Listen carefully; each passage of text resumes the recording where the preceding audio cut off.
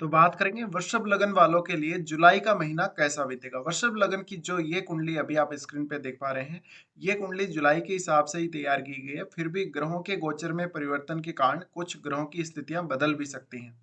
तो सबसे पहले हम देखेंगे ग्रहों के गोचर को, उसके बाद कुंडली की जो प्लेसमेंट है उसके हिसाब से ही आगे बढ़ेंगे। सूर्य के गोचर को अगर आप लोग देखेंगे जुलाई में, तो 15 जुलाई तक इनका गोचर मिथुन में रहेगा। इसके बाद ये कर्क राशि में जाएंगे। बुध 8 जुलाई से कर्क में प्रवेश करेंगे और 25 जुलाई से इनका गोचर सिंह राशि में होगा। शुक्र 7 जुलाई से सिंह राशि में प्रवेश करेंगे। मंगल सिंह राशि में ही गोचर करेंगे। गुरु का गोचर अभी मेष राशि में हो रहा है। शनि वक्री होकर कुंभ राशि में गोचर कर रहे हैं। चंद्रमा 1 जुलाई को वृश्चिक राशि में रहेंगे और 2 जुलाई से धनु में जाएंगे।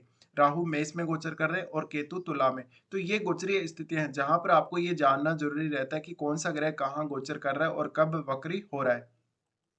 अब हम अगर देखें यहाँ पे सबसे पहले, तो लग्नेश से स्टार्ट करेंगे। लग्नेश आपके बनते हैं शुक्र, जो कि आपके छठे घर के भी स्वामी है। और इनका जो गोचर हो रहा है शुक्र का, वो आपके चौथे घर में हो रहा है, जहां ये मंगल के साथ रहने वाले। अब यहाँ जो मंगल है वो आपकी कुंडली में सप्तमे से और 12वें घर के स्वामी है। तो शुक्र और मंगल की ये युति भी यहाँ बन रही है। अब देखिए शुक्र का जो गोचर है, शुक्र का गोचर ओवरऑल आपके घर के सुख के लिए, लग्जरी के सुख के लिए काफी ज्यादा अच्छा रहेगा, क्योंकि इनके साथ मंगल आ रहे हैं और मंगल इनकी जो इनके जो भाव है उनमें और ज्यादा वृद्धि कर देते हैं। इनका जो कारकत्व है और ज्यादा बढ़ा देते हैं। लेकिन ये अग्नि तत्व राशि में है, तो अग्नि तत्व राशि में होने की वजह से आप कुछ ज्यादा डिमांडिंग नेचर के हो सकते हैं शुक्र वाली चीजों में। अब शुक्र जो कि मंगल के साथ रहने वाले हैं, तो ये आपको लग्जरी का सुख तो अच्छा देगा, लेकिन आपकी जो मैरिड लाइफ है उसको ये काफी नेगेटिव तरीके से इफेक्ट कर सकता है। तो लग्नेश होकर चौथे घर में आना, यानी घर में कोई भी अच्छा बड़ा कोई काम बनेगा, लग्जरी जैसा काम, या कोई प्रॉपर्टी का लेन देन होना, या कोई बहुत बड़ी कोई महंगी लग्जरी वस्तु आप अपने घर में लेकर आएंगे। साथ में ये छठे घर के स्वामी, तो छठे घर के स्वामी होने की वजह से आप भले ही लोन लेकर कहीं से पैसा उधार लेकर कुछ काम करें, लेकिन आप ऐसा कोई काम अवश्य ट्राई करेंगे।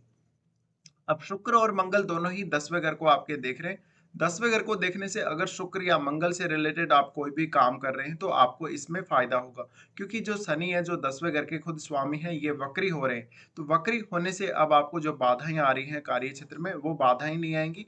दूसरा, अगर शुक्र और मंगल से जुड़ा हुआ कार्य है, तो यहाँ पर ये दोनों ही आपको सपोर्ट कर रहे हैं। अब यहाँ पे जो शुक्र हैं वो मंगल के साथ आ रहे हैं और ये छठे घर के भी स्वामी, तो अपने वर्क प्लेस पे थोड़ा ध्यान रखिएगा। और वैसे तो वर्क प्लेस पे आपके अभी केतु का गोचर हो रहा है, लेकिन फिर भी आप ये ध्यान रखिएगा कि कोई भी स्त्री के साथ अगर आप कोई बिहेव करते हैं, किसी भी प्रकार का इंटरेक्शन होता है, तो उनके साथ आप थोड़ा सा सावधानी जरूर बरतें।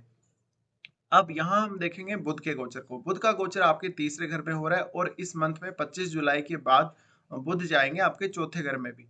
तो बुध का जो गोचर हो रहा है काफी खास गोचर रहने वाला है, क्योंकि पंचमेश और दूसरे घर के स्वामी होकर ये तीसरे भाव में गोचर कर रहे हैं।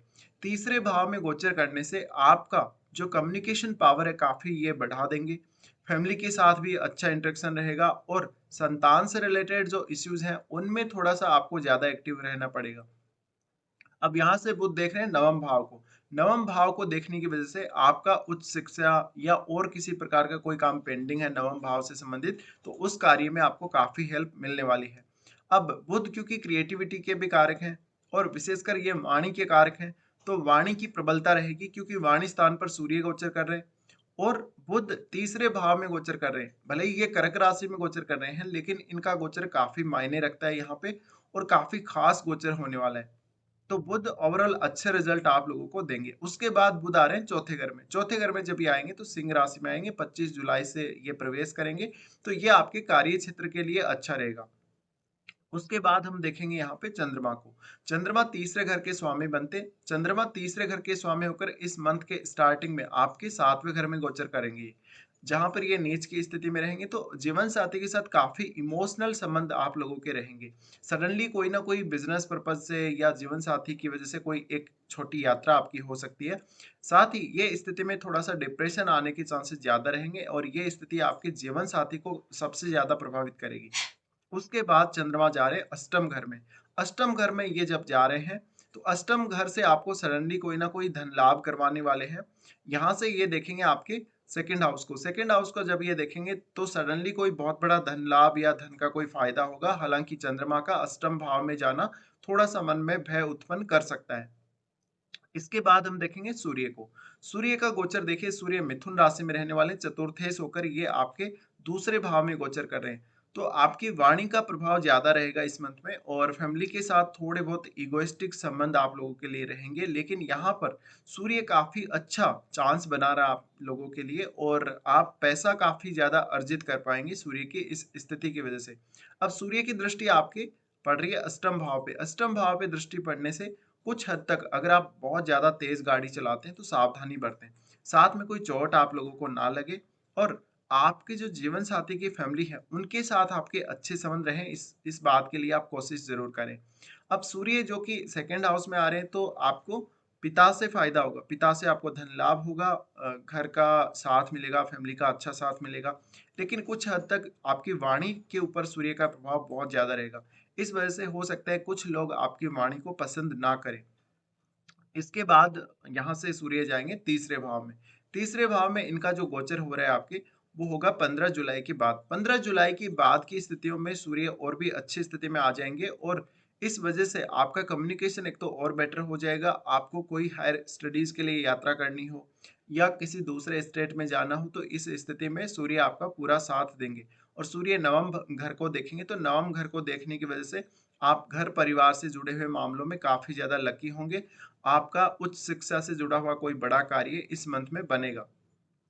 इसके बाद हम आगे बढ़ेंगे यहाँ से, और देखिए अब हम बात करेंगे मंगल के बारे में।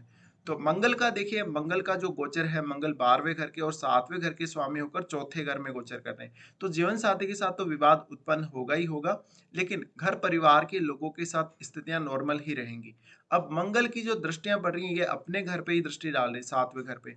इस वजह से जीवन साथी के साथ मनमुटाव होने और आपका अट्रैक्शन किसी और की तरफ होने के चांसेस बनेंगे। आपको रिलेशनशिप में काफ़ी ज़्यादा असंतुष्टि देखने को मिलेगी। साथ में मंगल का जो एस्पेक्ट रहेगा आपके 10th हाउस पे भी रहेगा। 10th हाउस पे इनका एस्पेक्ट, यहाँ पे शनि गोचर कर रहे हैं। कुछ हद तक ये चांसेस हैं कि आपके अपने बॉस के साथ संबंध खराब रहेंगे। इसके अलावा मंगल देख रहे हैं लाभ स्थान को। लाभ स्थान पर इनकी दृष्टि पड़ने से प्रॉपर्टी संबंधी मामलों, घर संबंधी मामलों में स्थिति काफ़ी अच्छी रहेगी आप लोगों की। इसके अलावा ये शुक्र के साथ गोचर कर रहे हैं, तो शुक्र के साथ गोचर करने की वजह से काफ़ी ज़्यादा कामुकता आप लोगों को ये दे सकते हैं। इसके अलावा लग्ज़री का सुख काफ़ी अच्छा रहेगा, घर परिवार का अच्छा सपोर्ट आप लोगों को इस गोचर के दौरान रहेगा। इसके अलावा मंगल क्योंकि 12वें घर के भी स्वामी बनते, 12वें घर के स्वामी होकर ये चौथे घर में गोचर कर रहे हैं, तो कोई बड़ा खर्चा प्रॉपर्टी वगैरह के लेन-देन के लिए आप कर सकते हो। इसके अलावा जिन लोगों को विदेश यात्रा करनी है, विदेश यात्रा का भी काफ़ी अच्छा चांस डेवलप हो रहा है। इसके अलावा लोन वगैरह लेना पड़ सकता है आपको अपने घर के कार्यों के लिए। तो अब हम आगे बढ़ेंगे यहाँ से और गुरु के बारे में बात करेंगे। गुरु का गोचर 12वें घर में हो रहा है। गुरु लाभ स्थान और आपके अष्टम घर के स्वामी बनते हैं। इन दोनों ही घरों के स्वामी होकर राहु के साथ गुरु चांडाल योग बना रहे हैं। तो जो लोग फॉरेन सेटलमेंट के लिए अभी देख रहे हैं, उन लोगों को ट्राई करना चाहिए। अगर आपको विदेश में कोई आप बिजनेस चला रहे हो, विदेश से आपका पैसा आता है, तो ये बहुत अच्छी स्थिति है। आप लोगों को काफ़ी ज़्यादा पैसा बनेगा विदेश से, और काफ़ी पैसा आप अर्जित कर पाएंगे। लेकिन इसके साथ साथ काफ़ी ज़्यादा खर्चे भी होते रहेंगे। जो लोग आध्यात्मिक उन्नति चाहते हैं, उनके लिए भी ये स्थिति काफ़ी अच्छी है। तो राहु और गुरु का गोचर उतना खराब नहीं रहेगा आप लोगों के लिए। जो लोग विशेषकर विदेश यात्रा के लिए देख रहे हैं, उनको काफ़ी अच्छा यहाँ पे चांस डेवलप हो सकता है। साथ ही जो लोग रिसर्च पर्पज़ के लिए या अपने कोई हायर स्टडीज़ के लिए विदेश जाना चाहते हैं, उनके लिए भी स्थिति काफ़ी महत्वपूर्ण, काफ़ी अच्छी रहने वाली है। इसके बाद हम देखेंगे यहाँ से शनि के गोचर को। शनि जो कि 9वें घर और 10वें घर के स्वामी होकर आपके 10वें घर में वक्री होकर चल रहे हैं। ऐसे में देखिए, जॉब लगने में जो भी आपको कठिनाई आ रही थी, बार-बार प्रयास कर रहे थे लेकिन जॉब नहीं लग रही थी, या कोई रुकावट आ रही थी, वो दूर होगी। अब आपकी जॉब लगने के पूरे-पूरे चांसेस बनेंगे। साथ में यहाँ पर शनि भी क्योंकि 12वें घर को देख रहे हैं, तो अगर आपका जॉब से संबंध विदेश से है, तो निश्चित रूप से एक बड़ी सफलता मिल सकती है इस महीने में भी। और क्योंकि शुक्र और मंगल का एस्पेक्ट भी है, इस वजह से इन दोनों ग्रहों से संबंधित कार्यों में भी अच्छा रिजल्ट आप लोगों के लिए रहेगा। अब यहाँ पे जो शनि है वो देख रहे हैं सप्तम घर को। सप्तम घर पर शनि की दृष्टि पड़ना ये एक अच्छी बात है, और आप अपनी जो ज़िम्मेदारी है वो कुछ हद तक काफ़ी अच्छे से निभाएँगे। तो यहाँ पे शनि का गोचर भी काफ़ी ख़ास रहने वाला है, और साथ ही आप किसी दूसरे स्टेट में जॉब कर रहे हैं तो भी आपके लिए स्थितियाँ काफ़ी अच्छी रहने वाली। अब हम यहाँ से आगे बढ़ेंगे और लगभग हम सभी ग्रहों के बारे में चर्चा कर चुके हैं। अगर आप राहु का मीन राशि वाले गोचर का वीडियो देखना चाहते हैं, तो आप प्लेलिस्ट ज़रूर चेक कर सकते हैं मेरे चैनल पर। उसके बाद हम देखेंगे कुछ अच्छे दिनों के बारे में। अच्छे दिनों के बारे में अगर हम विचार करें यहाँ, तो सबसे पहले जो अच्छे दिन निकल के आ रहे हैं 4 और 5 तारीख, उसके बाद 13, 14, 17 से लेकर 21 तारीख तक। ये ऐसे दिन हैं जिनमें आपकी जो कार्य रुक रहे हैं, बार-बार रुकावटें उत्पन्न हो रही हैं, बाधाएँ उत्पन्न हो रही हैं, उन कार्यों को आप इन दिनों में पूरा कर सकते हो। तो अपनी प्लानिंग अच्छे से कीजिएगा और इन दिनों में अपने कार्यों को प्लान कीजिएगा। इसके बाद देखेंगे कुछ खराब दिनों को। खराब दिनों में सबसे पहले जब चंद्रमा लिब्रा में गोचर करेंगे 25 और 26 तारीख को, तो ये दौरान आपको डेली रूटीन को लेके परेशानी होगी। किसी के साथ पैसे वगैरह का लेन-देन करते हो, विवाद में फँसे हुए, तो काफ़ी ज़्यादा दिक्कत इन 2 दिनों में आ सकती है। और लोन वगैरह आपको बिल्कुल 25 और 26 तारीख को नहीं लेना चाहिए। चंद्रमा का गोचर जब धनु राशि में होगा, तो वैसे तो ये आपके अष्टम भाव में रहेंगे, इस वजह से आपको काफ़ी बड़ा कोई धन लाभ हो सकता है। इंट्यूशन पावर आपकी स्ट्रॉन्ग रहेगी और अपने धन संबंधी मामलों में ज़्यादा वृद्धि आप देखेंगे। लेकिन मानसिक रूप से तनाव की स्थितियाँ बन सकती हैं, मन में थोड़ा-सा भय भी रह सकता है। तो 2, 3 और 29 और 30 तारीख इनका विशेष ध्यान रखें। इसके अलावा चंद्रमा का गोचर जब मेष राशि में होगा 10 से 12 तारीख तक, तो ये आपके 12वें भाव में रहने वाले हैं, जहाँ पर स्वास्थ्य संबंधी इश्यूज़ आपको क्रिएट होंगे और सडनली कोई एक लंबी यात्रा करनी पड़ सकती है आपको कहीं की। तो 10 से 12 तारीख तक का समय थोड़ा ज़्यादा प्रॉब्लमैटिक है, इस पे आपको ध्यान देना होगा। फिलहाल वीडियो देखने के लिए धन्यवाद।